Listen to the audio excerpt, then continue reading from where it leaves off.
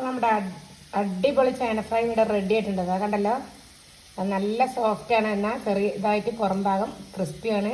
ഈ നമ്മളിന്ന് അടിപൊളിയായിട്ടൊരു ചേന ഫ്രൈ റെഡിയാക്കണം കേട്ടോ.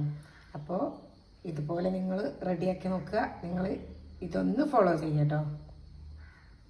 അപ്പോൾ നമ്മുടെ ചേനയൊക്കെ ഞാനതവിടെ നല്ല തിന്നായിട്ട് കട്ട് ചെയ്തെടുത്തിട്ടുണ്ട് കേട്ടോ. അപ്പോൾ ഇതേപോലെ തന്നെ കട്ട് ചെയ്യുക, എന്നാലേ ഉപ്പും മുളകൊക്കെ ഇതിലേക്ക് പിടിച്ച് വരുള്ളൂ. അപ്പോൾ നമ്മളിനി ഇതിലേക്ക് കുറച്ച് ഉപ്പാണ് എടുത്ത് വെച്ചിട്ടുള്ളത്, അതിട്ട് കൊടുത്തു. അതുപോലെ മഞ്ഞളും വീട്ടിൽ തന്നെ പൊടിച്ചിട്ടുള്ള മുളക് കേട്ടോ, നമ്മുടെ മിക്സിയിൽ പൊടിച്ചിട്ടുള്ള മുളകാണ്, അതും ഇട്ട് കൊടുത്തു. അതുപോലെ ഇതിലേക്ക് കാശ്മീരി മുളക് പൊടി ഇട്ട് കൊടുത്തു. അതുപോലെ തന്നെ ഞാനിതിലേക്ക് 3 ടേബിൾ സ്പൂൺ കോൺഫ്ലവറാണ് കേട്ടോ ഇട്ട് കൊടുക്കുന്നത്.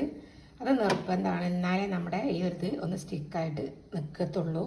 അപ്പോൾ ഇതിലേക്ക് നമ്മൾ കുറച്ചധികം വെളിച്ചെണ്ണ കൂടി ഒഴിച്ചു കൊടുത്തു.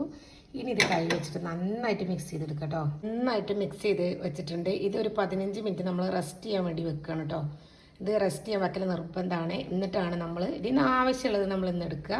പിന്നെ നമുക്ക് ബാക്കിയുള്ളത് ഫ്രിഡ്ജിൽ വെക്കാം, നാളെ എടുക്കാം. നല്ല ടേസ്റ്റാണ് കേട്ടോ ഇതുപോലെ ചെയ്താൽ.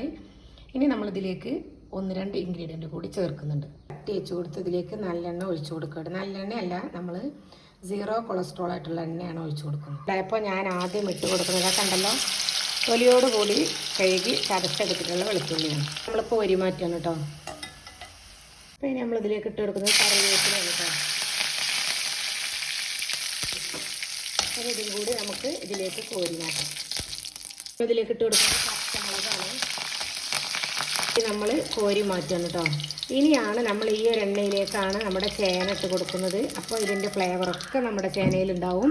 അപ്പോൾ 15 മിനിറ്റ് റെസ്റ്റ് ചെയ്യാനായിട്ട് മാറ്റി വെച്ചിട്ടുള്ള നമ്മുടെ ചേന ഞാനിതിലേക്ക് ഇട്ട് കൊടുക്കാം. അപ്പോൾ നമ്മുടെ അടിപൊളി ചേന ഫ്രൈ ഇവിടെ റെഡി ആയിട്ടുണ്ട്. അതാ കണ്ടല്ലോ, അത് നല്ല സോഫ്റ്റാണ്, എന്നാൽ ചെറിയ ഇതായിട്ട് പുറം ഭാഗം ക്രിസ്പിയാണ്. അപ്പോൾ നമ്മുടെ ചിക്കനും ഇതൊക്കെ എന്തുണ്ടെങ്കിലും നമ്മൾ അത് മാറ്റി വെച്ചിട്ട് കഴിച്ചു പോകും, അത്രയും ടേസ്റ്റാണ്. അപ്പോൾ ഇതുപോലെ നിങ്ങളെല്ലാവരും ഒന്ന് റെഡിയാക്കി നോക്കുക. എന്നിട്ട് നിങ്ങളുടെ അഭിപ്രായങ്ങളെല്ലാം കമൻ്റായിട്ട് അറിയിക്കുക. അപ്പോൾ അടുത്തൊരു കിടിലം വീഡിയോ ആയി കാണുന്നതുവരെ താങ്ക് യു.